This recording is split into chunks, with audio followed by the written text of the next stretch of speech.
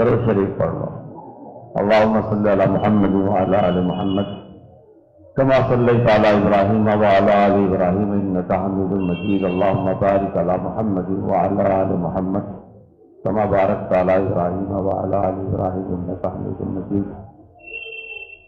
الحمدللہ حمدا کثیرا طیبا مبارکا فیہ، سبحانک اللہم وبحمدک لک الحمد علی حلمک بعد علمک، سبحانک اللہم وبحمدک لک الحمد علی عفوک بعد قدرتک۔ اللہم صل علی محمد عبدک ورسولک وصل علی المؤمنین والمؤمنات والمسلمین والمسلمات، اما بعد۔ بھائیوں، بزرگوں اور دوستوں،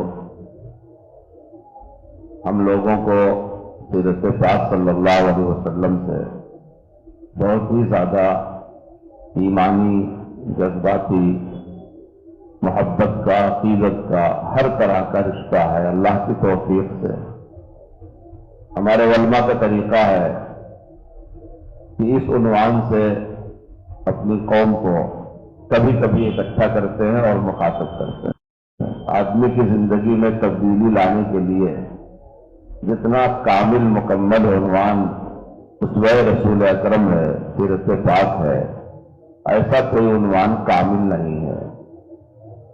جس طرح اللہ کی کتاب قرآن کریم کی بنیاد ہے، قرآن کریم دین کی بنیاد ہے، اللہ کی کتاب قرآن شریف، اسی طرح سیرت رسول صلی اللہ علیہ وسلم بھی دین کی بنیاد ہے۔ جب تک کسی کے سامنے سیرت پاک نہ ہو، وہ قرآن شریف کو نہیں سمجھ سکتا، دین کے احکام کو بھی نہیں سمجھ سکتا، اس کے فرائض کو بھی نہیں سمجھ سکتا۔ جس ماخذ کی ضرورت ہے قدم قدم پر مسلمان کو، اور ایک عام مسلمان سے لے کے ایک خاص مسلمان تک، علماء کے لیے بھی، عوام کے لیے بھی، طلبہ کے لیے بھی، اساتذہ کے لیے بھی، ایک عام انسان کے لیے بھی اور بادشاہ اور خلیفہ کے لیے بھی، ہر آدمی محتاج ہے دین پر عمل کرنے کے لیے دو چیزوں کا، اللہ کی کتاب کا اور رسول اللہ صلی اللہ علیہ وسلم کی سیرت کا۔ یہ بہت ہی اہم چیز ہے، اس کے بغیر دنیا میں کوئی تبلیغ مکمل نہیں ہو سکتی۔ قرآن شریف کے بغیر بھی نہ تبلیغ مکمل، نہ دین پر عمل مکمل، سیرت پاک کے بغیر بھی نہ تبلیغ مکمل، نہ دین پر عمل، کوئی دعوت، کوئی عمل، کوئی عقیدہ، کوئی یقین، کوئی محنت، جب تک دو چیزیں اس کی پشت پر نہ ہو، اللہ کی کتاب قرآن شریف اور رسول پاک صلی اللہ علیہ وسلم کا اسوہ جس کو سیرت پاک کہا جاتا ہے، جب تک یہ نہ ہو، جب تک مسلمان مکمل نہیں ہو سکتا، وہ ادھورا ہے۔ مسلمان بھی ادھورا ہے اور مسلمانوں کا کام بھی ادھورا ہے۔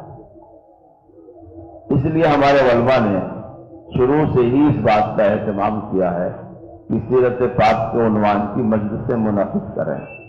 مدرسوں میں طلبہ کو سیرت پر کتاب پڑھائی جاتی ہے، لیکن ظاہر بات ہے ہر مسلمان تو کتاب نہیں پڑھ سکتا، تو ان کو جمعہ کی نماز میں، بزرگوں کی مجلسوں میں، ایسے جلسوں میں، انجمنوں میں سیرت پاک بطور درس کے پڑھائی جاتی ہے، سنائی جاتی ہے۔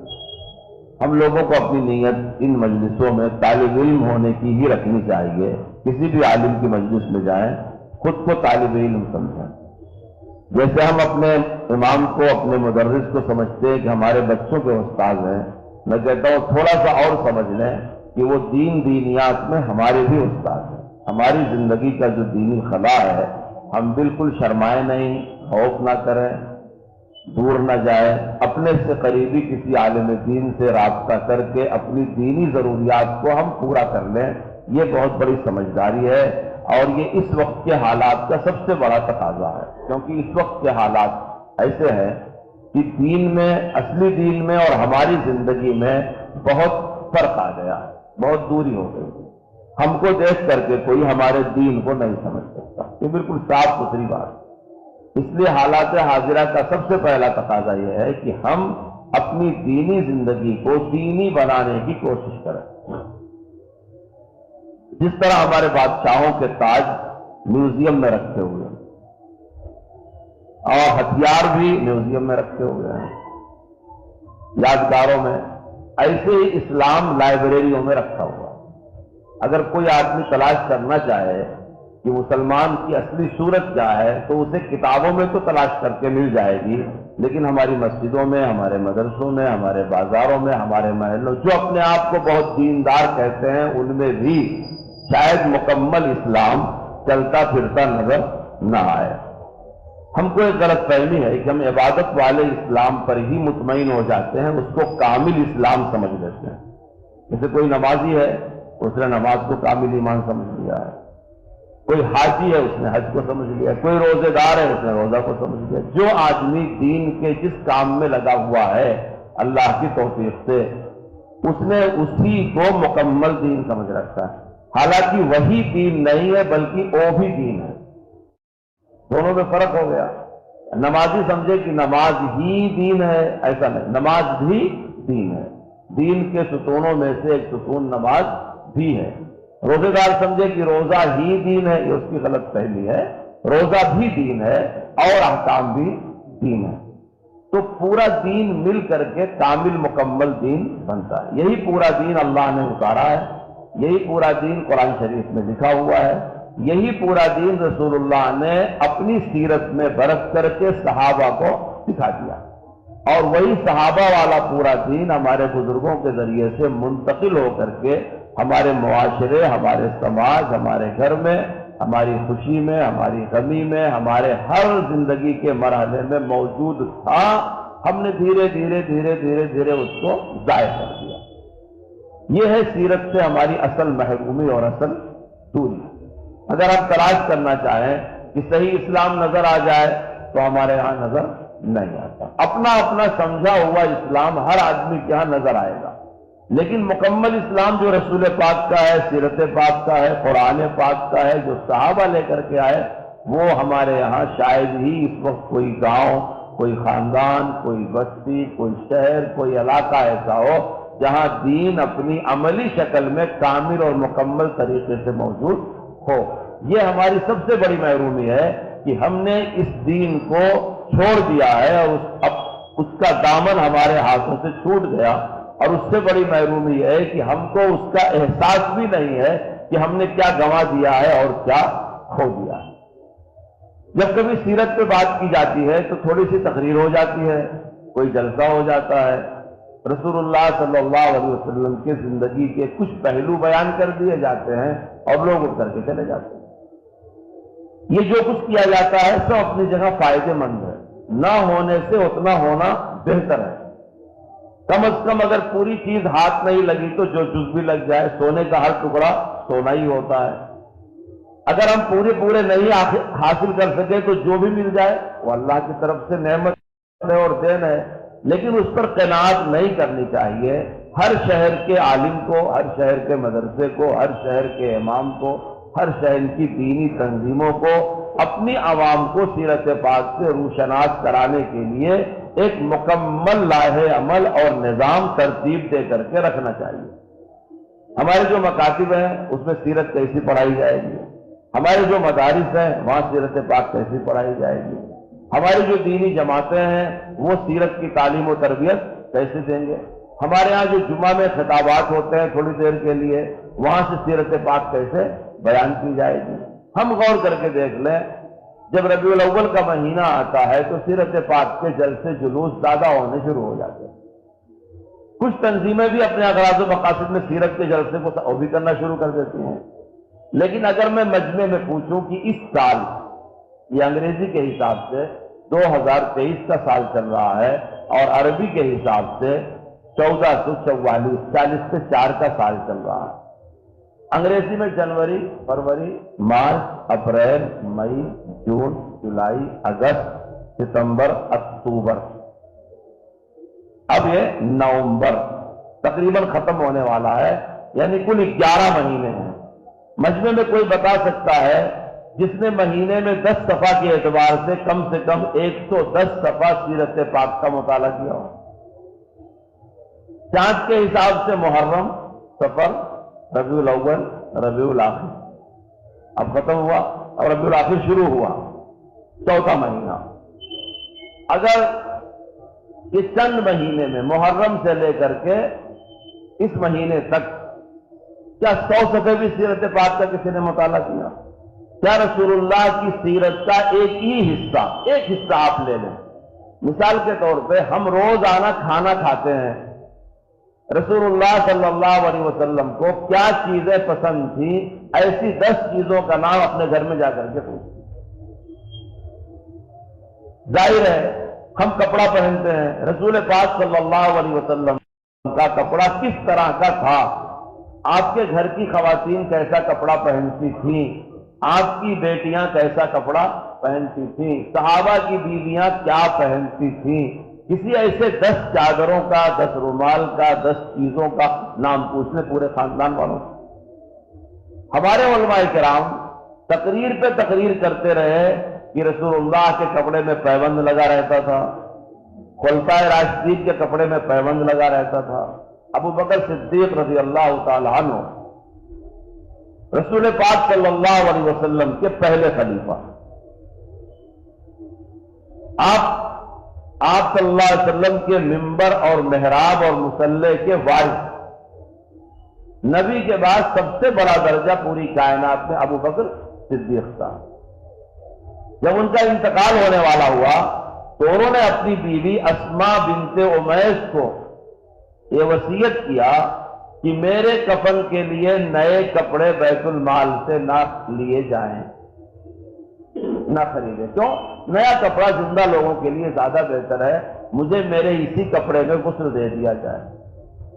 شاید آپ کو کسی نے اب تک نہ بتایا ہو، آپ ذہن میں رکھیں، اسماء بنت امیس نے ابو بکر صدیق کے وصال کے بعد ان کے کپڑے نکالے، غسل دیا، پھر وہی کپڑے پہنا کر کے جنازہ عمر فاروق، عثمان غنی، علی المرتضیٰ کے حوالے کیا کہ میں نے ان کو غسل دیا ہے، تمہارے صاحب کی جنازہ تم پڑھ لو۔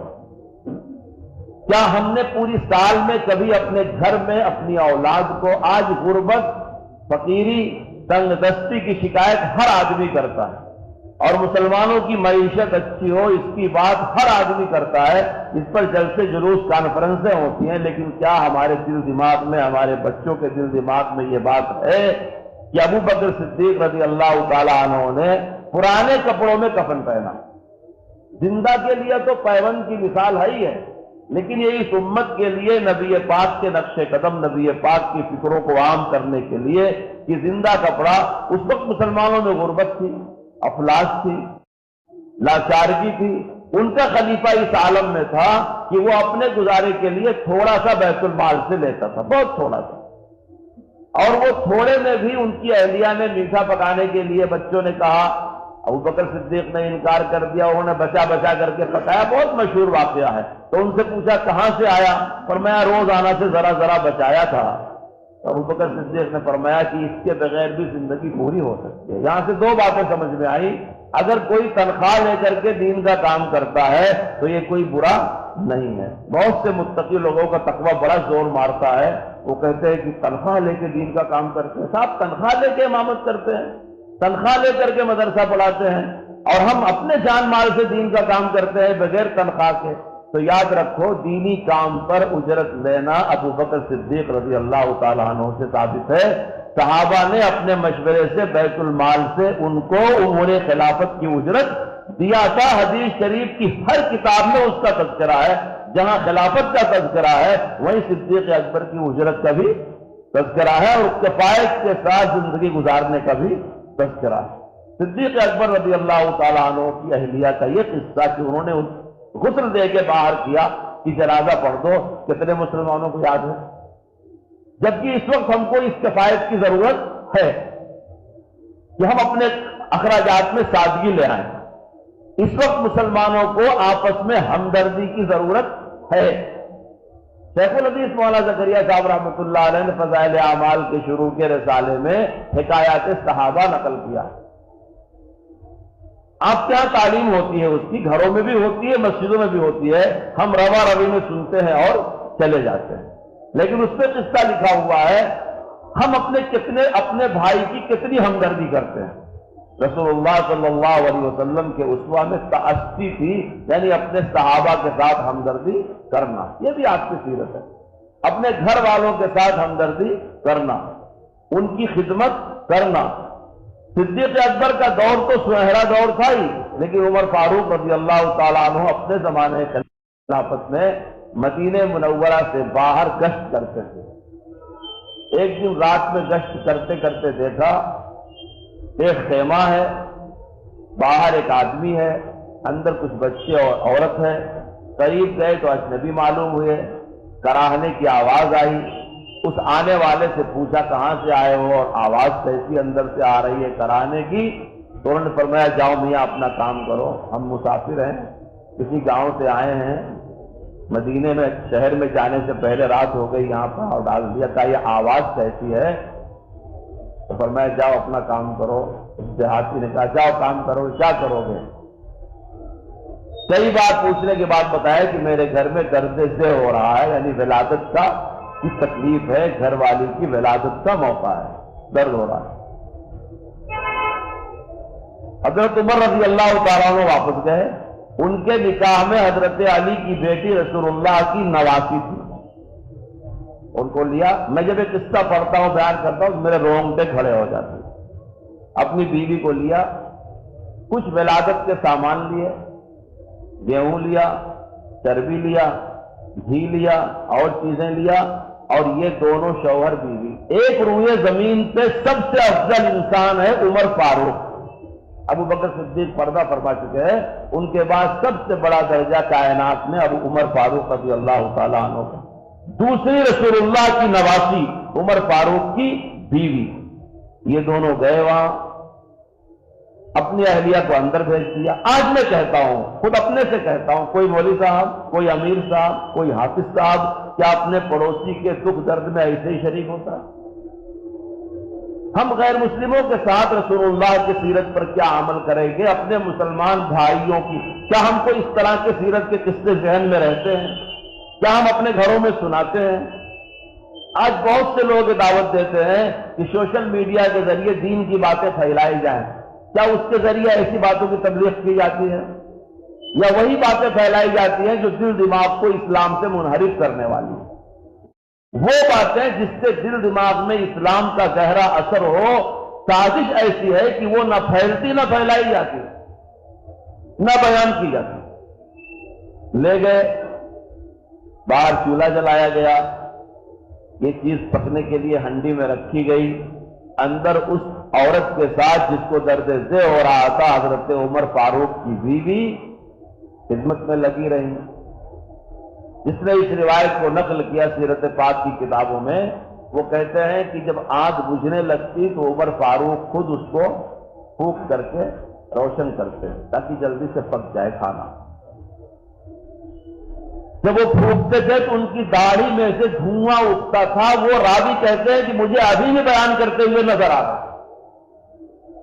میں پوچھتا ہوں مولوی صاحبوں سے، حافظ صاحبوں سے، قاری صاحبوں سے، امام صاحبوں سے، امیر صاحبوں سے، متولی و صدر سے، کیا کسی کے دل میں اپنے بھائی کے لیے ایسی ہمدردی ہے؟ اس کے جنازے میں، اس کے ختنے میں، اس کی ولادت میں، اس کی بیماری میں، اس کی تکلیف، ہم سہولت کی بنیاد پر سیرت پر عمل کرتے ہیں۔ جب ہم کو سہولت ہے وہاں سیرت اچھی عادت، میٹھا کھانا اچھی بات ہے، سنت ہے، دعوت کھانا اچھی بات ہے، آپ غور کر کے دیکھ لو، کیا یہ سیرت پاک کا حصہ نہیں ہے؟ اور یہ ہم کس کی کم از کم اپنے بچوں کا ذہن بناتے ہیں کیا؟ سکھاتے ہیں کیا؟ ان کو بتاتے ہیں کیا؟ اس قافلے والے کو یہ پتا نہیں کہ جو میرا چولہا پھونک رہا ہے یہ کون ہے۔ الحمدللہ خیر و عافیت سے ولادت ہو گئی۔ وہ لڑکا کتنا نیک رہا ہوگا جو نواسی رسول کے ہاتھ میں پیدا ہوا، کیا اس کی کیا شان شوکت رہی ہوگی، اللہ کی کتنی عجیب وہ بھی نعمت ہے کہ رسول اللہ کے نواسی کے ہاتھ میں ولادت ہو رہی ہے۔ کوئی شہزادی، کوئی بادشاہ زادی کا درجہ کیا نواسی رسول کے برابر ہو سکتا ہے؟ وہ تو جنت کے خواتین کی سردار ہیں، ان کا درجہ حضرت علی سے پیدا ہونے والی لڑکی، حضرت فاطمہ کے پیٹ میں جنم دینے والی لڑکی، کسی کی بیٹی اس کا درجہ حاصل کر سکتی ہے؟ ہمارے علاقے میں سلطان ٹیپو شہید رحمۃ اللہ علیہ کی سلطنت تھی، ان کے باپ کا نام حیدر علی تھا۔ مولانا علی میاں صاحب نے ان کے بارے میں نقل کیا ہے کہ وہ سب کو باندھی کا بچہ کہا کرتے تھے، باندھی بچے ادھر آ، باندھی بچے ادھر آ۔ حیدر علی نواب تھے، طرف سے خدا داد سے، تو کسی نے ہمت کر کے پوچھا کہ حضور بادشاہ سلامت، آپ سب کو بادی بچہ کہتے ہیں، یعنی بادی کی اولاد؟ تو انہوں نے جواب دیا کہ میری نگاہ میں کائنات میں بیوی صرف عزت دار خاتون آزاد صرف رسول اللہ کی بیویاں اور ان کی بیٹیاں ہیں، بلکہ جتنی عورتیں اس کے بعد ہیں سب ان کی غلام ہیں۔ تو جب میں کسی سے کہتا ہوں بادی بچہ، تو میں سمجھتا ہوں یہ اس کا باپ، اس کی ماں کس کے غلام ہیں؟ رسول اللہ کے خاندان کے غلام ہیں، ان کی بیویوں کے، ان کی بیٹیوں کے۔ جب ولادت ہو گئی تو اندر سے حضرت عمر کی اہلیہ نے کہا بشر یا امیر المؤمنین صاحبک بالغلام، امیر المؤمنین تمہارے دوست کو لڑکا پیدا ہونے کی مبارکباد دے دو۔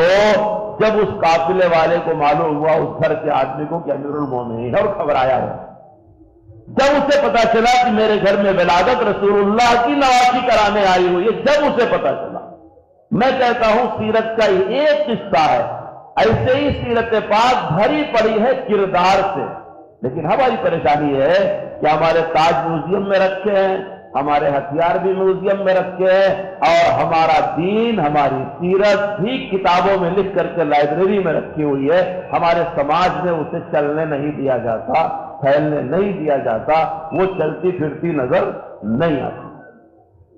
اس لیے مسلمانوں کی وابستگی سیرت پاک سے ہونا یہ بہت ہی ضروری ہے، مگر وہ وابستگی، وہ تعلق عملی طور سے ہونا چاہیے۔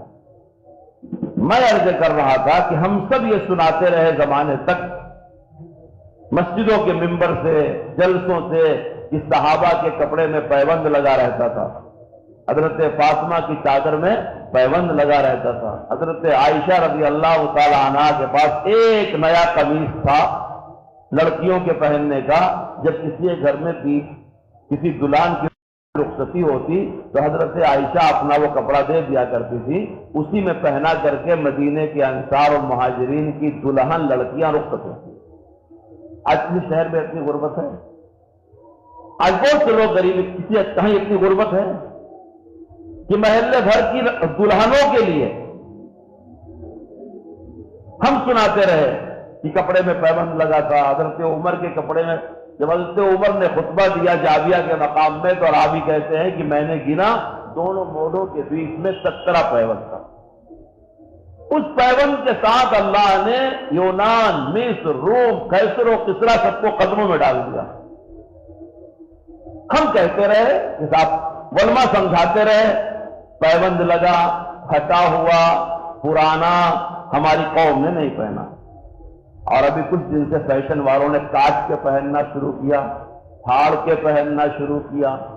آپ مسجدوں میں دیکھ لو، آپ کے ہاں تو بڑے ادب کا ماحول ہے، لوگ بڑوں کے سامنے نہیں بولتے، میں نے سنا ہے، لیکن دوسری جگہ کیا مجال ہے کہ امام صاحب کہتے ہیں کہ یہ گندا سندا لباس پہن کے کہاں آیا ہے، امام صاحب سے لڑ جائے گا ہمارا نوجوان، ٹوپی نہیں لگائے گا، پینٹ پھٹی ہوئی رہے گی، وضو سیدھا نہیں رہے گا، پائجامہ ٹخنے کے نیچے بہتا رہے۔ آپ غور کر لو، کچھ لوگوں نے احسان کیا، لا کر کے خیرات کی ٹوپیاں رکھ دیا، اٹھا کر کے وہ لگائے گا۔ وہ ٹوپی لگا کر کے گورنر صاحب سے ملنے جا سکتے ہیں؟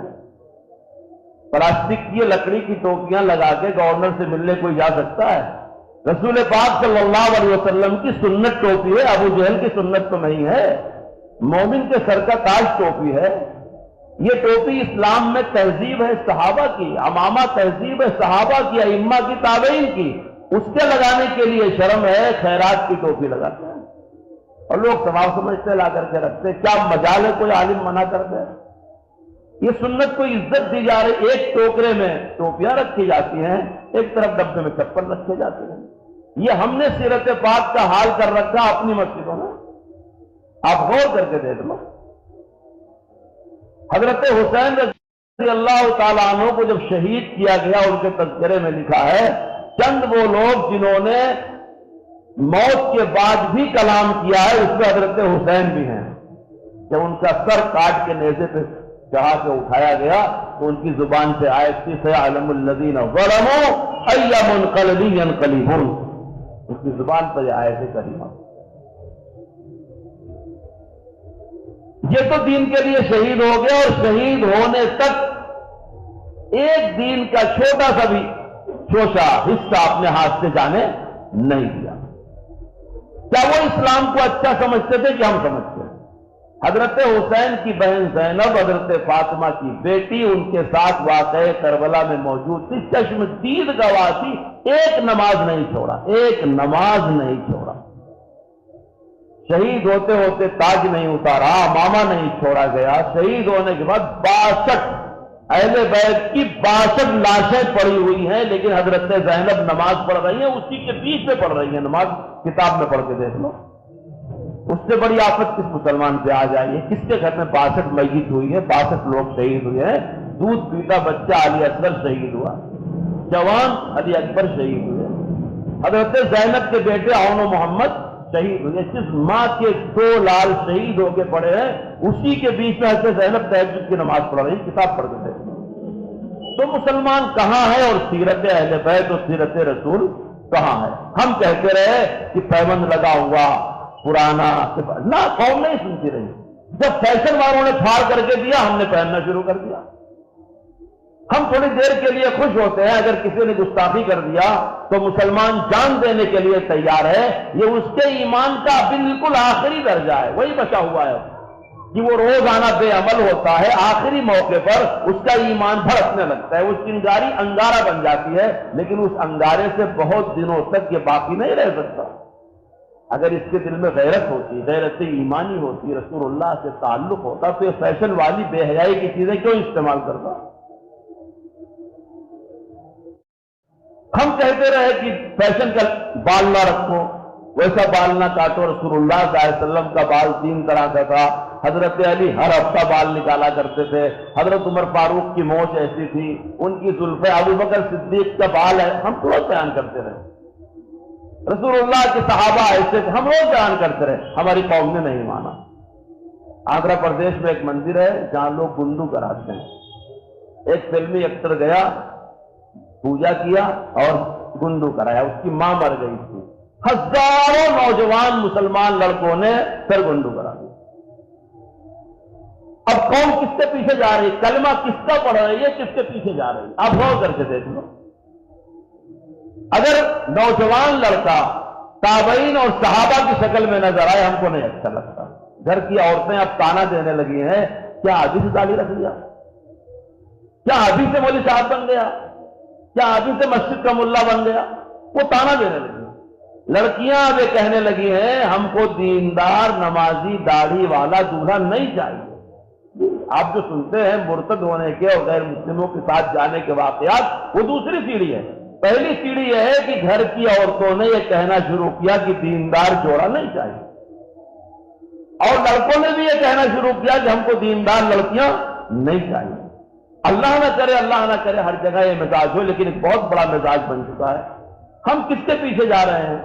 اچھا، اس سیلاب سے امت کو روکنے کے لیے ایک راستہ ہے، رسول پاک صلی اللہ علیہ وسلم کا تعلق، کیونکہ وہی ایک تعلق ہے مسلمان کو جو ان برائیوں سے روک سکتا ہے، کیونکہ اس کے نبی سے اس کی محبت انتہائی درجے کی ہے۔ آج بھی سب کچھ ہونے کے بعد بھی جب کوئی مسلمان سنجیدہ ہو کر کے سوچتا ہے تو اس کا ایمان اور ضمیر یہی فیصلہ کرتا ہے کہ ہمارے سب سے بڑے محسن محمد رسول اللہ صلی اللہ علیہ وسلم۔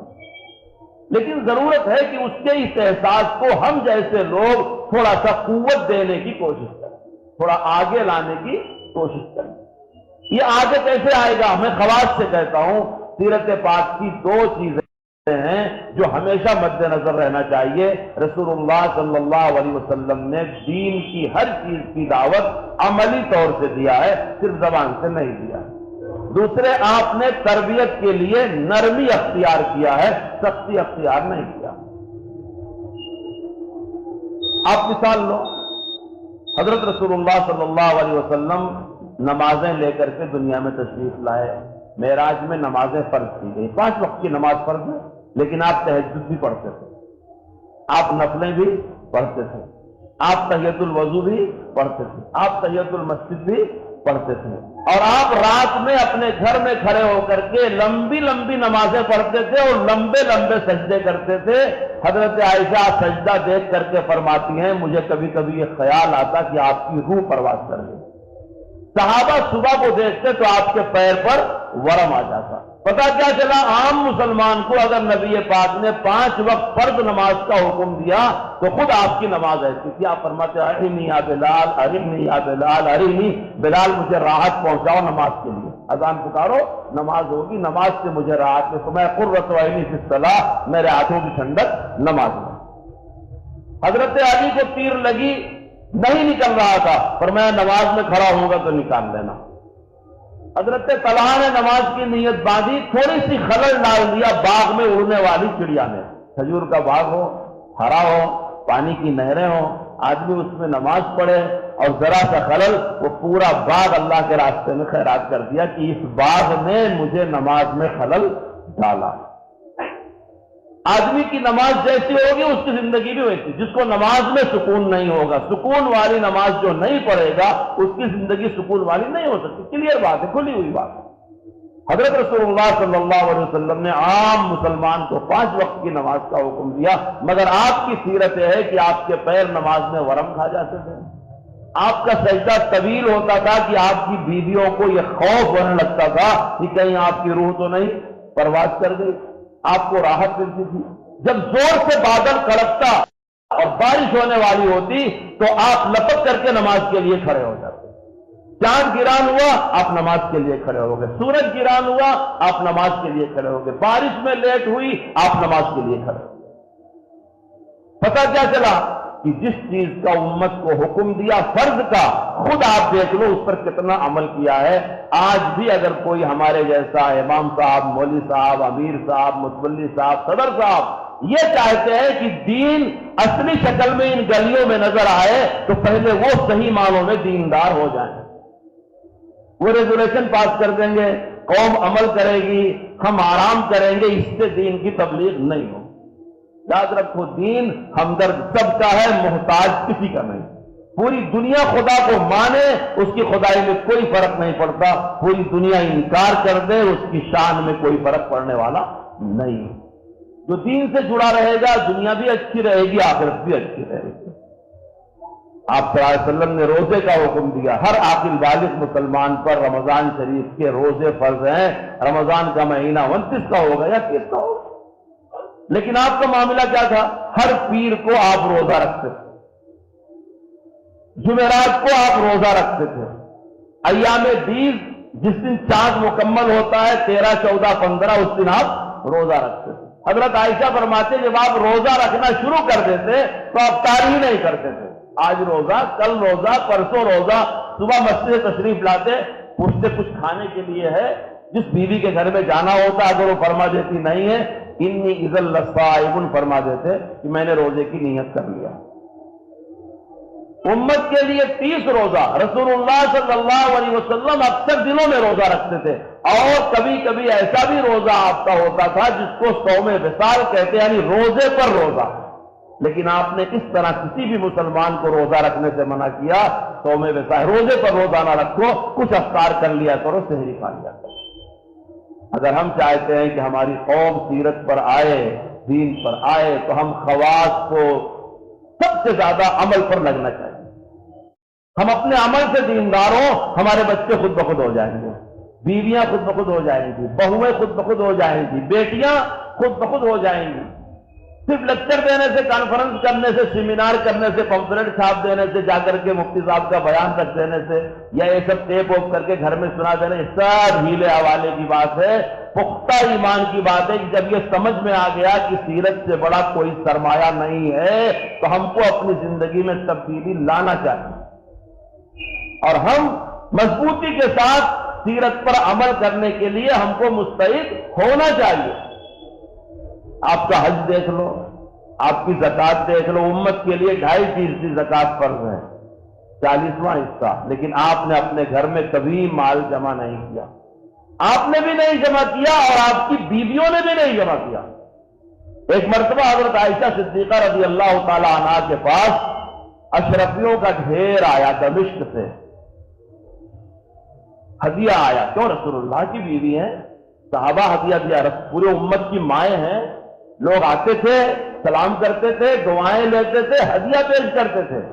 اشرفیہ آئیں دمشق سے، آپ نے اپنی بادی کو بلایا، پورے محلے میں تقسیم کر دیا۔ خود روزے دار تھی، شام کو افطار کرنے کے لیے گھر میں کچھ نہیں تھا پانی کے سوا۔ بادی نے کہا کہ اسی میں سے اگر آپ ایک رکھ لیتی، کچھ منگا لیتی افطار۔ فرمایا اس وقت کیوں نہیں یاد دلایا؟ مجھے یاد نہیں آیا۔ یہ اصلی سیرت ہے محمد رسول اللہ صلی اللہ علیہ وسلم کی کہ آپ اگر روزے پر روزہ رہتے تھے تو آپ کی بیٹیوں اور آپ کی بھی حضرت فاطمہ فرماتی ہے کہ سردی کے دن بڑے اچھے ہیں، سردی کی رات بڑی اچھی ہے۔ کیوں ایسا ہے؟ سردی کے دن اچھے، سردی کی رات اچھی؟ فرمایا سردی کے دن اس لیے اچھے ہیں کہ روزہ چھوٹا تھا، اور رات اس لیے اچھی کہ نمازیں لمبی تھی۔ سردی کی رات میں ایک مرتبہ نفل کی نیت باندھی اور صبح ہو گئی، صبح صادق ہو گئی تو استغفار کر کے رونے لگی۔ قرآن کہتا ہے بلا سہارے ہم یستغفرون، انہی کی صفت ہے وہ صحابہ کی۔ رونے لگی کہ یا اللہ میرے گناہوں کی وجہ سے رات کتنی چھوٹی ہو گئی۔ یہ نہیں خیال گیا کہ میری نماز کتنی اچھی ہو گئی کہ پوری رات رسول اللہ کی بیٹی، ان کی نسبت کتنی عالی ہے، نبی پاک صلی اللہ علیہ وسلم کی چہیتی بیٹی، جنت کے خواتین کی سردار، حضرت علی کی بیوی، حضرت حسن حسین کی ماں، فضیلتوں کی ڈھیر لگی ہوئی ہے، لیکن رسول پاک فرماتے فاطمہ اس غرے میں نہ رہنا کہ تمہارا باپ نبی ہے، تم کو تمہارے اعمال کا خود جواب دینا ہوگا۔ آج ہم سند بانٹتے چلتے ہیں کہ تم کو ہم جنت میں لے جائیں گے، ہم سے مرید ہو جاؤ، ہم سے بیعت ہو جاؤ، ہمارے سلسلے میں داخل ہو جاؤ، ہمارا مدرسہ بنا دو، ہماری مسجد بنا دو، ہمارا اجتماع کر دو، ہمارا خرچہ کر دو، ہم تم کو جنت میں لے جائیں گے۔ رسول پاک اپنی بیٹی سے فرما رہے ہیں کہ فاطمہ اس غرے میں نہ رہنا کہ تمہارا باپ نبی ہے، تم کو تمہارے اعمال کا جواب دینا ہوگا۔ مسلمانوں اگر رسول اللہ کی بیٹی کو اپنے اعمال کا جواب دینا ہوگا تو ہم تم کسی زمرے میں آتے نہیں۔ اگر کوئی تم کو کوئی اور بات کہتا ہے تو مس گائڈ کرتا ہے، خوش فہمی میں مبتلا کرتا ہے۔ دین اللہ کا عدل ہے، بنایا ہوا ہے، جو اس کا طریقہ ہے اس پر سے سب کو گزرنا ہوگا۔ شہید کی بڑی فضیلت ہے، بڑی فضیلت ہے، لیکن قرضہ شہید کا بھی معاف نہیں ہوگا۔ اگر شہید کے ذمہ کسی کا قرض ہے اس کو قیامت میں حساب چکانا ہوگا۔ اس شہید کی نیکیاں اس قرض والے کو دی جائیں گی، ورنہ قرض والے کا گناہ شہید پر لاد دیا جائے گا۔ اس لیے اگر کوئی تم سے کہتا ہے یہ پڑھ لو جنت میں جاؤ گے، یہ کر دو جنت میں جاؤ گے، وہ تم کو مس گائڈ کرتا ہے۔ اگر اتنا ہی آسان ہوتا تو صحابہ کے جسم کے ٹکڑے کیوں ہوتے؟ اتنا ہی آسان ہوتا تو صحابہ ہجرتیں کیوں کرتے، قربانیاں کیوں دیتے، راتوں رات کھڑے ہو کر کے کیوں؟ اللہ کی معرفت ان کو زیادہ حاصل تھی یا ہم کو زیادہ حاصل ہے؟ ابو بکر صدیق رضی اللہ تعالیٰ عنہ کھڑے ہوئی آنسوؤں کی برسات میں رو رہے ہیں، عمر فاروق رو رہے ہیں، عثمان غنی رضی اللہ تعالیٰ عنہ اتنا روتے تھے کہ ان کی داڑھی اشکوں سے، آنسوؤں سے سرابور ہو جاتی تھی۔ حضرت علی راتوں رات کھڑے ہوئے روتے تھے۔ حضرت حسن جب احرام کے لیے لبیک پکارتے چہرہ پیلا ہو جاتا تھا۔ ان سارے صحابہ کے رونے کے، استغفار کرنے کے، اللہ سے خدامت کرنے کے واقعات ہمارے دین کا حصہ ہیں۔ وہ نیک رہ کر کے بھی خدا سے خوف کھاتے تھے، اور ہمارے اعمال میں گناہوں کے انبار ہیں، لیکن ہم اللہ پر جرات کرتے ہیں کہ وہ ہم کو بخش دے گا، یعنی اللہ کے ہاں انصاف کا پیمانہ بدل جائے گا۔ حضرت حمزہ کی بخشش کے لیے ان کے ٹکڑے خدا کروائے گا، اور ہم کو تم کو معاف کرنے کے لیے ساری حرام کاریاں، سارے گناہ، ساری برائیاں کرنے کے بعد ہم کو جنت میں دھکیل دے گا۔ اللہ کیا ایسی ناانصافی نہیں ہے، جو تم سے کہتا ہے وہ غلط کہتا ہے۔ ہر آدمی کو اللہ کیا حساب دینا ہوگا، عمر کہاں خرچ کیا، جوانی کہاں خرچ کیا، مال کہاں سے کمایا اور کہاں خرچ کیا۔ رسول اللہ جو طریقہ لے کر کے آئے ہیں اسے آپ کی سیرت کہا جاتا ہے، وہی سیرت صحابہ نے اپنایا ہے، اسی سیرت کی ہم کو تم کو ضرورت ہے۔ اس لیے جو آدمی چاہے کہ سیرت کا چرچا، سیرت کی برکتیں، سیرت پر عمل ہمارے شہر میں عام ہو، وہاں کے خواص کو چاہیے کہ وہ عملی زندگی میں تبدیلی لے آئے۔ عوام سے اگر فرض کی اپیل کرتے ہیں، خود مستحب اور سنت کا اہتمام کریں، کیونکہ رسول اللہ صلی اللہ علیہ وسلم نے جو بھی تبلیغ کیا اپنے عمل کے ذریعے کیا۔ ابھی کچھ دنوں پہلے ہمارے ملک میں پردے کے عنوان پر سپریم کورٹ تک کیس گیا، آپ نے بھی سنا ہوگا۔ قانون بنایا جانے لگا کہ مسلمان لڑکیاں پردہ نہ کریں، ہونا تو یہ چاہیے تھا اس کے بعد تمام مسلمان عورتیں پردہ نشین ہو جاتی ہیں، بے حیائی ختم ہو جاتی ہے، ڈھونڈنے سے بھی ایک بے پردہ خاتون پورے ملک میں نہ ملتی، ہونا تو یہ چاہیے تھا، لیکن ہماری بے پردگیاں ویسے ہی ہیں، ہماری شادیوں مخلوط دعوتیں ویسے ہی ہیں، ہماری بچیوں کا بے پردہ گھومنا ویسے ہی ہے۔ آپ کوئی معاملے میں تبدیلی آئی؟ کہیں تبدیلی آئی؟ یہی پردے کی آیتیں جب قرآن میں اتری ہے، آپ کے شہر میں حفاظ ہے، ان سے پوچھو، اللہ فرما رہا یا ایھا النبی قل لازواجک وبناتک ونساء المؤمنین، اے محمد رسول اللہ اپنی بیویوں سے کہو، آپ کی بیویاں کائنات کے سارے مسلمانوں کی مائیں ہیں، ان کا ماں ہونا قرآن سے ثابت ہے، اے ماؤں پردہ کرو، وبناتک اور اپنی بیٹیوں سے کہو، رسول اللہ کی بیٹیاں ہمارے سروں کا تاج، ہمارے آنکھوں کی ٹھنڈک، ہمارے دلوں کا سکون، جنت کی سردار، ان پر تن من دھن سب نچھاور، ان کا مقدس رشتہ، کسی بدنصیب مسلمان کی ہمت ہے جو ان سے نگاہ ملا کر کے بات کر سکے، مگر اللہ فرما رہا ہے محمد رسول اللہ بیٹیوں سے کہو، پہلے بیویوں سے کہو، پھر بیٹیوں سے کہو، اس کے بعد عام مسلمان مومن عورتوں سے کہو۔ کیا مطلب؟ پہلے آپ عمل کراؤ اپنے گھر میں، یا ایھا النبی قل لازواجک وبناتک، پھر کہا ونساء المؤمنین، اور مسلمانوں کی خواتین سے کہو کہ وہ پردہ کریں۔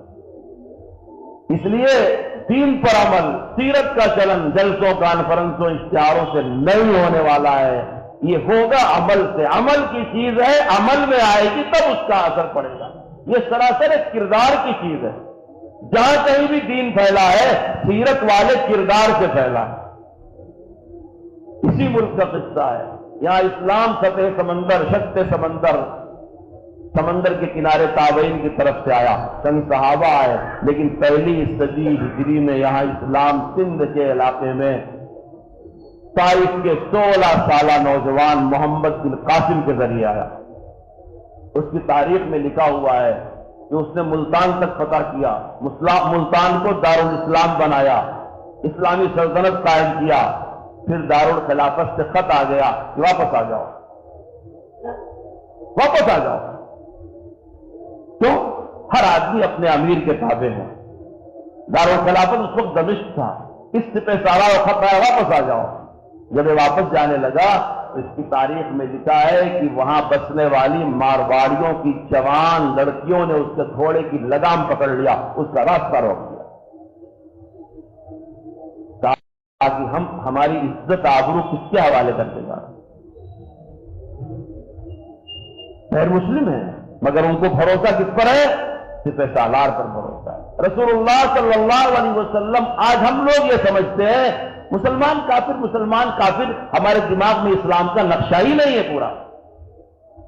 حضرت رسول اللہ صلی اللہ علیہ وسلم کے خاندان قریش کے بہت سارے لوگ مسلمان ہوئے ہی نہیں تھے، لیکن جب آپ کو شعب ابی طالب میں سوشل بائیکاٹ کیا گیا تو وہی مکے کے کافر بھی آپ کے رشتہ دار آپ کے ساتھ اس بائیکاٹ میں محصور تھے۔ آپ پڑھ کے دیکھو سیرت، نبی نے وہ غضب کا بھروسہ اپنی قوم میں حاصل کیا تھا کہ کفار آپ کا کلمہ نہیں پڑھتے تھے مگر بائیکاٹ میں آپ کو تنہا نہیں چھوڑا۔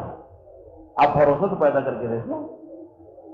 حضرت رسول اللہ صلی اللہ علیہ وسلم نے ہجرت فرمائی تو انہی مکے والوں کی امانتیں جو رات کو خنجر اور تلوار لے کے آپ کو شہید کرنے کے در پہ تھے، رسول اللہ کے پاس موجود تھی۔ حضرت علی کو اپنے بسترے پہ آپ نے لٹایا، فرمایا ان کی امانتیں واپس کر کے پھر مجھے آ کر کے ملنا۔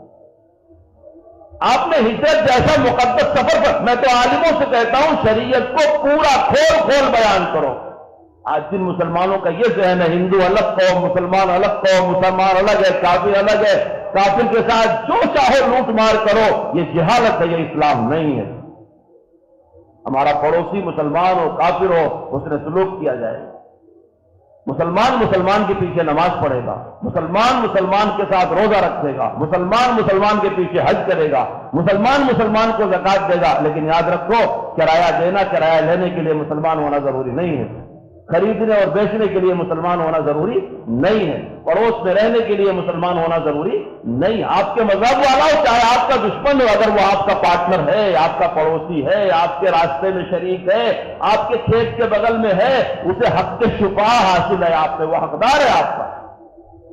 اور یہ میری کسی عالم مولوی کی بات نہیں، رسول پاک صلی اللہ علیہ وسلم نے ارشاد فرمایا ہے کہ وہ آدمی مومن نہیں ہے، وہ آدمی مومن نہیں ہے، وہ مومن نہیں ہے۔ صحابہ نے کہا رسول اللہ کون؟ فرمایا جس کا پڑوسی اس سے مطمئن نہ ہو۔ ایمان والا وہ ہے جس پر سماج کو بھروسہ ہو۔ آج اپنے بھائی کو بھروسہ نہیں ہے، ہم غیر مسلم کو کیا بھروسہ دیں گے؟ محمد بن قاسم پر وہاں مرواڑیوں کی جوان لڑکیوں کو بھروسہ تھا کہ میری عزت کا رکھوالا ہے۔ آج چچیرے پھپھیرے مولیرے بھائی اپنی بہنوں کی عزت کے رکھوالے نہیں ہیں۔ پہلے مفتی صاحبان کے پاس لوگ آ کر کے مسئلہ پوچھا کرتے تھے کہ مفتی صاحب خالہ زاد بھائی بہن ہے، گھر کے بڑے لوگوں نے رشتہ طے کر دیا ہے، لڑکا راضی نہیں ہو رہا ہے کہ میں تو اس کو بچپن سے بہن جانتا ہوں، میرے خالہ کی بیٹی ہے، میں کیسے رشتہ کروں؟ ابھی سے 50-60 سال پہلے، 100 سال پہلے عالموں، اماموں، بزرگوں کو، جوان بچوں بچیوں کو بلا کے سمجھانا پڑتا تھا کہ رشتہ حلال ہے، خالہ کی بہن بیوی خالہ کی بیٹی بیوی بن سکتی ہے، خالہ زاد بہن سے رشتہ ہو سکتا ہے، جائیداد بہن سے رشتہ ہو سکتا ہے۔ آج یہ صورتحال ہے کہ بھائی قذاب کا کردار ادا کر رہا ہے۔ محمد بن قاسم کا کردار یہ ہے کہ غیر مسلم لڑکیاں اسے گھوڑے کی لگام پکڑ کے کھڑی ہو گئی کہ ہماری عزت آبرو کس کے حوالے کرتے جا رہے ہو؟ کیوں؟ جب تک محمد بن قاسم ملتان میں تھا رہزنی بند ہو گئی تھی، چوری بند ہو گئی تھی، زنا بند ہو گیا تھا، نشہ بند ہو گیا تھا۔ اس کی برکت سے، اس کی تاثیر سے، اس کے فیض صحبت سے، اس کے اثر رسوخ سے آج ہم کو میٹنگیں کرنی پڑ رہی ہیں مسلمان محلوں میں کہ ہمارے بچے نشہ کرتے ہیں، سمجھانا پڑ رہا ہے، بلانا پڑ رہا ہے، نشہ چھوڑنے کے لیے تحریک چلانی پڑ رہی ہے۔ حرام، برائیاں، گناہ۔ دلی کی ایک مسلمان محلے میں ایک دکان پر چھاپا پڑا، سامنے چائے کی دکان تھی، اندر نشہ ہو رہا، کرنے والے ہمارا محلہ، ہمارے لوگ، ہمارے۔ اس لیے معاملہ بات بیان تقریر کا نہیں ہے، معاملہ انتہائی سیریس درجے کا ہے۔ یہ آخری تعلق امت کو ہے جو رسول اللہ سے باقی رہ گیا ہے کہ جب کوئی کارٹون بناتا ہے، کوئی بیان دے دیتا ہے، کوئی گستاخی کرتا ہے تو ہم جذبات کے سامنے آ جاتے ہیں، لیکن وہ جذبہ ہم کو سجدہ نہیں کروا پاتا، وہ جذبہ ہم کو یہود و نصارہ کی مشابہت سے روک نہیں پاتا، وہ جذبہ ہم کو اپنے سماج اور معاشرے میں ایک شریف انسان نہیں بنا پاتا، وہ جذبہ ہم کو اپنے ماں باپ کا فرما بردار نہیں بنا پاتا، وہ جذبہ ہم کو اپنے بھائی بہن کا وفادار نہیں بنا پاتا۔ تھوڑی دیر کے لیے جذبہ بھڑکتا ہے، پھر ہم جا کے گناہ کے کام میں لگ جاتے ہیں۔ اس لیے مسلمان کے کردار پر بھروسہ ہونا چاہیے، عمل سے، آپ اپنے عمل سے دعوت دیں۔ جب آپ عمل سے دعوت دیں گے، اللہ کے نبی کو قرآن کہہ رہا ہے محمد رسول اللہ اپنی بیویوں سے کہیے، اپنی بیٹیوں سے کہیے، پھر مسلمانوں کی عورتوں سے کہیے کہ وہ پردہ کریں۔ اگر وہ پردہ کریں گی دنیا میں عزت کی نگاہ سے وہ دیکھی جائیں گی، کیونکہ العزت للہ ولرسولہ وللمؤمنین ولکن المنافقین لا یفقہون۔ ایمان کی جو عزت ہے یہ منافق نہیں سمجھ پاتا۔ نماز میں کیسے عزت ہے، روزے میں کیسے عزت ہے، اخلاق میں کیسے عزت ہے، منافق اس کو نہیں سمجھ پاتا، مگر مومن سمجھتا ہے کہ ہماری عزت دین میں ہے، دینیات میں ہے، ہماری عزت پیشکاری میں، گناہ میں، اللہ رسول کے حکم عدولی میں نہیں ہے۔ دوسری چیز ہے میرے دوستو، نرمی اختیار کرنا، عمل سے سیرت کی دعوت دینا اور نرمی اختیار کرنا۔ قرآن کریم میں اللہ کے نبی سے فرماتا ہے وَلَوْ كُنْتَ فَظًّا غَلِيظَ الْقَلْبِ لَانفَضُّوا مِنْ حَوْلِكَ۔ اے نبی اگر آپ سخت دل ہوتے تو یہ صحابہ آپ کے گرد پروانہ وار اکٹھا نہیں ہو سکتے۔ اس لیے میں خطبہ سے، علماء سے، امیروں سے، ذمہ داروں سے بہت دست عرض کرتا ہوں، اس وقت بہت ضرورت ہے اپنے جوان بچوں پر شفقت سے پیش آؤ، محبت سے پیش آؤ۔ اسے بیماری لگ گئی ہے بے دینی کی، اسے بیماری لگ گئی ہے بے حیائی کی، وہ ہے ہمارا، اسے بیماری لگ گئی ہے دین سے بیزاری کی، آپ اس کو پیار سے پیش آئیں، محبت سے پیش آئیں، اس سے دوستی کریں، اس سے قریب کریں، دھیرے دھیرے دھیرے اس کی بیماریوں کو دور کرنے کی کوشش کریں۔ یہ رسول اللہ کا طریقہ ہے۔ مسلمان میدان جہاد میں سخت ہوتا ہے، مسجد کے منبر پہ سخت نہیں ہوتا۔ مسلمان میدان جہاد میں سخت ہوتا ہے، گلی کوچوں میں سخت نہیں ہوتا۔ جب وہ آپس میں ہوتا ہے تو قرآن کہتا ہے آپس میں تو بڑے نرم ہوتے ہیں۔ یہ جو ہمارا نوجوان طبقہ ہے یہ ہمارا ہی تو ہے، یہ مسلمان ہے، مسلمان ماں باپ کی اولاد ہے، اس کے دل میں ایمان کی ہلکی سی رمق ہے، یہ ہمارا ہی تو ہے۔ بے دینی کی اس کو ہوا لگ گئی ہے، اگر ہم پیار محبت سے نہیں پیش آئیں گے، اسے چھڑکیں گے تو یہ ایمان سے محروم ہو جائے گا۔ سیرت پاک یہ بتاتی ہے کہ ہم بڑوں کو اپنے چھوٹوں کے ساتھ شفقت سے پیش آنا۔ ایک نوجوان آتا ہے رسول اللہ کی مسجد میں، مسند احمد میں، مجموع الزوائد میں، جمع الفوائد میں روایت لکھی ہوئی ہے۔ اللہ کے رسول کے قریب آتا ہے اور سیدھے کہتا ہے اے رسول اللہ مجھ کو آپ زنا کرنے کی اجازت دیتے ہیں۔ کیا کہتا ہے؟ اے رسول اللہ صلی اللہ علیہ وسلم آپ مجھ کو زنا کرنے کی اجازت دے دیں۔ اس کے دربار میں سوال کر رہا ہے، نبی سے بڑا کوئی مولوی صاحب ہے؟ کسی کا تقویٰ ہے؟ کوئی امیر صاحب، کوئی صدر صاحب، کوئی اس کے بعد دربار کسی کا ہے؟ ہم ہوتے تو کیا کرتے؟ پکڑو اسے، کہاں سے مسجد میں آ گیا، مارو پیٹو بھگاؤ نکالو، خبردار آئندہ نہ آنا۔ ہمارا جوش ایمانی جوش مارنے لگتا ہے۔ لیکن وہ تو رسول اللہ سے ان کے دل میں اپنی امت کے لیے شفقت تھی، انسانیت کے لیے شفقت تھی۔ غلط فہمی ہے کہ ہم رسول اللہ خالی مسلمانوں کا نبی مانتے ہیں، حالانکہ وہ سارے کائنات کے نبی ہیں۔ ان کو سب سے تعلق ہے اور سب کو ان سے تعلق ہے۔ عجیب بات ہے، نبی پاک کو سب سے تعلق اور سب کو ان سے تعلق۔ میں نے ابھی صحابہ کا ذکر کیا، فتوحات شام ایک کتاب ہے، اب وہ چھپ بھی گئی ہے۔ فتوحات شام میں ایک صحابی فاتح شام کا قصہ لکھا ہے، ان کا نام تھا زرار بن ازور۔ خالد بن ولید سپہ سالار تھے، ان کو بھیجا کچھ معلوم کرنے کے لیے، یہ گئے تو رومیوں کے نرغے میں آ گئے، رومیوں نے گھیر لیا انہیں۔ اچھا لڑتے رہے، اتنا لڑے گھوڑا تھک گیا۔ یہ صحابہ بھی کیا مخلوق تھے، کیسے انسان تھے، وہ نہیں تھکے، گھوڑا تھک گیا۔ زرار بن ازور رضی اللہ تعالیٰ عنہ ایک قصے میں لکھا ہے کہ وہ میدان جنگ میں جب لڑنے پر آتے تھے تو سب سے پہلے اپنا خوف نکال کے پھینکتے تھے، اور ذرا تلوار چلی تو زرہ اتار کر کے پھینک دیتے تھے، اور تلوار چلی نیزے بازی ہوئی تو اوپر کا جبہ بھی نکال کر کے پھینک دیا کرتے تھے۔ یہ ہے ایمان، یہ ہے غیرت، یہ ہے قوت، اور ان کے ساتھ رسول اللہ کی دعا۔ اس دن جب نرغے میں پھنسے تو ایسا پھنسے کہ گھوڑا تھک گیا۔ اللہ اس صحابی کے درجات کو بلند کرے، جنت میں ہم کو تم کو صحابہ سے ساتھ رکھے۔ جب کوئی صحابی کے بارے میں کچھ کہتا ہے تو بہت ہی برا لگتا ہے۔ صحابہ کائنات جو انسان ہے وہ اشرف ترین مخلوق ہے کہ اللہ نے اپنے نبی کی صحبت کے لیے ان کو قبول کیا۔ ان کے بڑے تو بڑے ہی ہیں، ان کے چھوٹے بھی جنہوں نے ایک بار رسول اللہ کی زیارت کی ہے وہ بعد والوں کے بڑوں سے بڑے ہیں، کیونکہ وہ صحابی ہیں۔ گھوڑا تھک گیا، یہ نہیں تھکے، آخر میں گھوڑے کے کان میں کچھ کہا انہوں نے، اور اس کے بعد گھوڑے نے پوری طاقت سے ان کا ساتھ دیا، پھر بچ کر کے اپنے دستے میں آ گئے۔ امیر پہ سالار تھے خالد بن ولید، انہوں نے کارگزاری لیا، جاسوسی میں گئے تھے۔ یہ کیا رومیوں کا حال ہے؟ فرمایا کہ میں پھنس گیا تھا، مجھے دست نے گھیر لیا تھا، میں بہت لڑتا رہا، میرا گھوڑا تھک کے پیر ٹیکنے لگا تو میں نے گھوڑے کے کان میں کچھ کہہ دیا۔ اب بہت سے لوگ سوچتے ہوں گے کہ کیا کہہ دیا، کون سی دعا پڑھ دیا گھوڑے کے کان میں؟ گھوڑا پھر طاقتور ہو گیا، اور طاقتور ہوتے ہی گھوڑے نے پھر ساتھ دیا اور نرغہ حصار توڑ کر کے نکل آئے۔ اگر دعا معلوم ہو جائے تو ابھی کتنے عاملوں میں پانی آ جائے گا کہ وہ تعویذ وہ دعا معلوم ہو جائے۔ گھوڑے کان میں کون سی دعا؟ خود سے پڑا، گھوڑا طاقتور ہو گیا، ہم بھی پڑھ دیں گے۔ میں نے ابھی جو ایک بات کہی کہ ہم صرف رسول اللہ کو مسلمانوں کا نبی سمجھتے ہیں، رسول پاک سب کے نبی ہیں، نبی کو سب سے تعلق ہے، سب کو نبی سے تعلق ہے۔ خالد بن ولید نے کہا کہ گھوڑے کے کان میں کیا کہا تھا؟ تم نے گھوڑے کے کان میں کون سی آیت پڑھی تھی، کون سی دعا، کیا کہا تم نے؟ کہنے لگے ان سے سپہ سالار اعظم، جب گھوڑا پیر ٹیکنے لگا اور گرو بھی اس کے غالب آنے لگے تو میں نے جھک کے گھوڑے کے کان میں کہا کہ گھوڑے تو تھوڑی دیر میں میرا ساتھ دے دے ورنہ مدینہ جا کے میں تیری شکایت کر دوں۔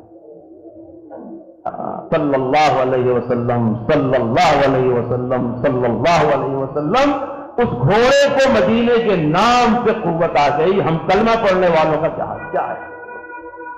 اس ایک جملے کو سن کر کے گھوڑے نے اپنی جان پہ کھیل کر کے اپنے سوار کا ساتھ دیا اور وہ پوری سب کو چیڑتے ہوئے واپس آئے اور صحیح صورتحال بتا دیا. تو جو میں کہتا ہوں کہ کائنات کی ہر چیز جانتی ہے کہ آپ محمد رسول اللہ ہیں. ہم ہی بد نصیب، ہم کو آپ کی معرفت حاصل نہیں اور آپ کے نسبتوں کی ہم کو قدر نہیں.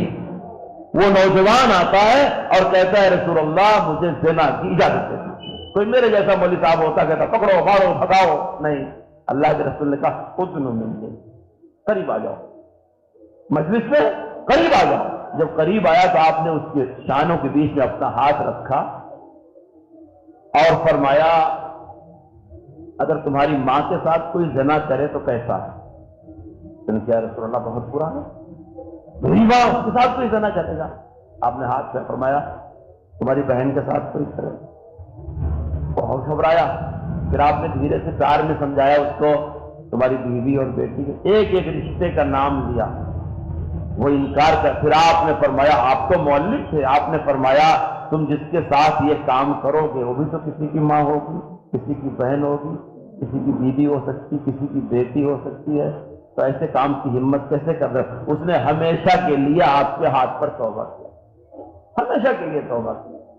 اور پھر آپ نے اس کو دعا دیا اے اللہ اس کے دل کو پاکیزہ کر دے، اس کی شرمگاہ کو پاکی سے محفوظ فرما. اس لیے میرے دوستوں جتنے ذمہ دار لوگ ہیں اس وقت، نوجوان نسل، مرد عورت بچہ بچی، اگر چاہتے ہیں کہ یہ دین میں رہیں تو آپ ان کے ساتھ نرمی سے پیش آئیں. گھر میں جا کر کے نرمی کریں، گھر کی خواتین کے ساتھ نرمی کریں. ہم میں بہت سے لوگ ہیں مسجدوں میں ولی کی طرح تصویر لے کر کے بیٹھتے ہیں، گھر میں بیوی پر شیطان کی طرح غصہ ہوتے ہیں. اللہ کے رسول نے فرمایا خیرکم خیرکم لأہلی وانا خیرکم لأہلی. سب سے اچھا آدمی وہ ہے جو گھر میں اچھا ہو، اور میں تمہارے لیے گھر میں سب سے اچھا ہوں. جب آپ کی روح دنیا سے پرواز کر رہی تھی تو آپ کچھ فرما رہے تھے، کان لگا کے سنا ازواج مطہرات نے، تو آپ فرماتے استوصوا بالنساء خیرا، استوصوا بالنساء خیرا، استوصوا بالنساء خیرا. اے لوگوں مجھ سے عورتوں کے بارے میں اچھی وصیت قبول کرو کہ ان کے ساتھ حسن سلوک کرنا.